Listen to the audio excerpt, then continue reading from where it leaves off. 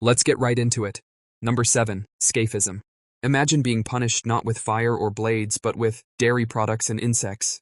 Yes, milk is involved. This is already going poorly. Scaphism, also known as the boats, was an ancient Persian punishment that sounds like it was invented by someone who hated both humans and hygiene. The setup was simple in a deeply unsettling way. You were trapped between two hollowed-out logs, just enough space for your head, hands, and feet to poke out. Congratulations, you are now a human snack tray. They'd force-feed you milk and honey, which sounds great until you realize it's not for nutrition, it's bait. Your body can't process that much sugar and dairy, so things get messy fast. Meanwhile, more milk and honey are smeared all over your exposed skin. Now insects show up, lots of them. Your body becomes a luxury Airbnb for bugs, bacteria, and anything else that enjoys rot with a view. Psychologically, this punishment is evil in a very specific way. There's no sudden shock, no dramatic ending. Your brain stays fully awake while your body slowly turns against itself. Pain stretches time. Minutes feel like hours. Your nervous system isn't just panicking, it's tracking progress. Humans are terrible at coping with slow, inevitable outcomes. Basically, your brain is trapped in a loading screen that never finishes, while insects are throwing a party on your skin. History lesson complete. Trauma unlocked. Number 6. Lingchi. There's something uniquely horrifying about a punishment that sounds poetic. Lingchi translates to death by 1,000 cuts, which feels like marketing did way too good of a job. This punishment was used in Imperial China and wasn't about speed or efficiency. It was about control. Specifically, controlling how long your brain stays conscious while your body realizes it's being betrayed piece by piece. Here's the psychological nightmare fuel. The cuts were intentionally non-lethal at first. The goal wasn't to kill you quickly.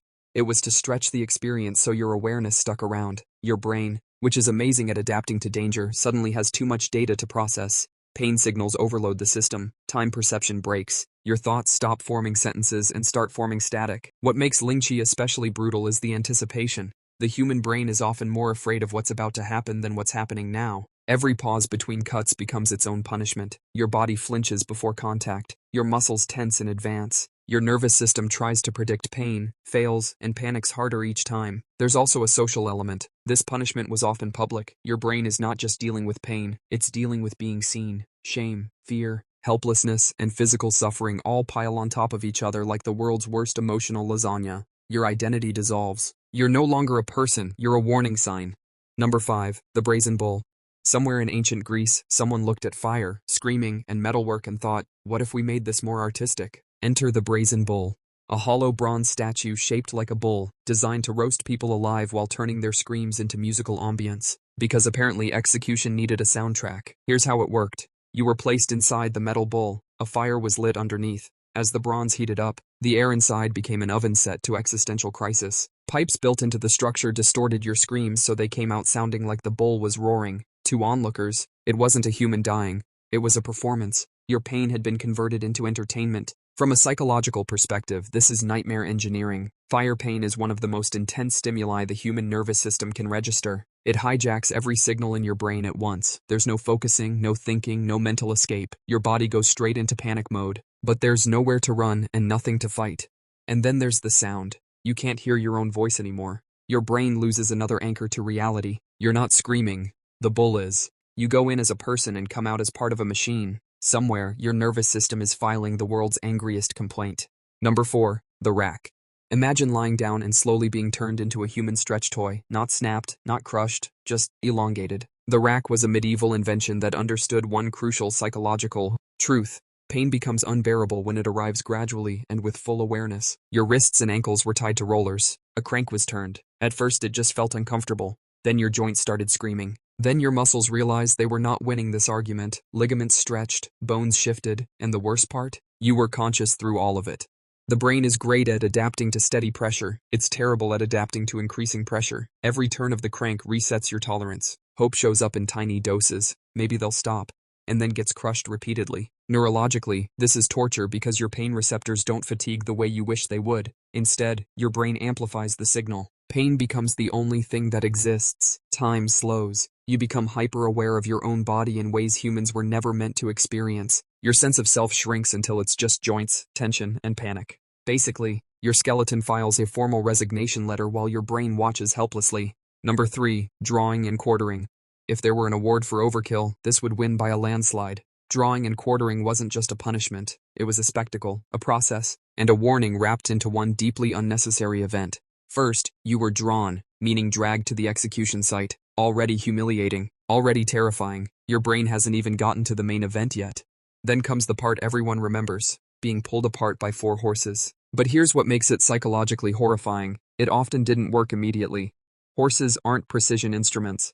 They pull unevenly. So instead of instant death, you get intense, chaotic pain combined with absolute uncertainty about when, or if, it will end. Your brain is wired to survive by predicting outcomes. Drawing and quartering destroys that ability. There's no rhythm, no pattern, just violent tugs in different directions. Your nervous system fires in all directions, desperately trying to coordinate a body that is literally being disassembled. And again, this was public. Crowds watched. The human need for dignity is crushed along with everything else. You're reduced to parts, not a person. Not even a whole body, just a lesson. Basically, drawing and quartering wasn't just about killing someone. It was about making an example so loud and chaotic that everyone's brain in the vicinity learned fear by osmosis. Number 2, the blood eagle. If you ever wondered what happens when mythology, intimidation, and extreme creativity collide, the blood eagle is your answer. This punishment, associated with Viking legends, sounds less like something that actually happened and more like a heavy metal album cover that came to life. Unfortunately, it was described as very real and very intentional. The process involved cutting open the back, severing the ribs from the spine, pulling them outward like wings, and then removing the lungs so they hung outside the body. Yes, that sentence was unpleasant to read on purpose. The idea wasn't just to kill, it was to transform the victim into a symbol, fear with feathers. Psychologically, this is horrifying because it violates one of the brain's strongest assumptions, that your back is safe. Humans can't see their own backs. It's a blind spot we instinctively trust. The blood eagle attacks that trust directly. Pain comes from a place your brain isn't prepared to defend. Confusion stacks on top of terror. There's also the sheer surrealism of it. Trauma intensifies when reality stops making sense. Your brain tries to map what's happening and fails completely. The nervous system doesn't know what protocol to run when anatomy turns symbolic. Even the witnesses weren't spared psychologically. Public punishments like this weren't just warnings, they were trauma distribution systems. Fear spreads socially. Everyone watching learns that bodies aren't sacred, safety is optional, and power can be creative in the worst way. Basically, the blood eagle wasn't just a punishment, it was a message carved into biology. Number 1, crucifixion. This one isn't the goriest, it's not the most visually shocking, and that's exactly why it wins. Crucifixion was slow, public, and engineered to let the human body fail itself while the mind stayed awake to witness it. You weren't killed by nails, you were killed by exhaustion. Hanging in that position made breathing increasingly difficult. To inhale, you had to push against the nails, scraping torn muscles and damaged nerves. Every breath was a decision. Your brain had to actively choose pain just to stay alive a few seconds longer. This creates a psychological paradox. Survival instincts demand air. Pain demands stillness. Your mind is forced to negotiate with your body over something as basic as breathing. Over time, panic builds. Carbon dioxide rises. Thinking becomes foggy, but awareness lingers just long enough to make it unbearable. And of course, it was public. Mockery, waiting, exposure, all part of the design. Humans are social creatures. Being watched while suffering intensifies pain perception. Shame and helplessness amplify everything. The body weakens, the mind fractures, and time stretches into something cruel and elastic. Crucifixion didn't rely on creativity or spectacle. It relied on patience. It let biology do the work. Your nervous system didn't get overwhelmed. It got worn down, slowly, methodically, until quitting felt like the only mercy left. That's all for today. I'll be making similar videos in the future. Subscribe to see them.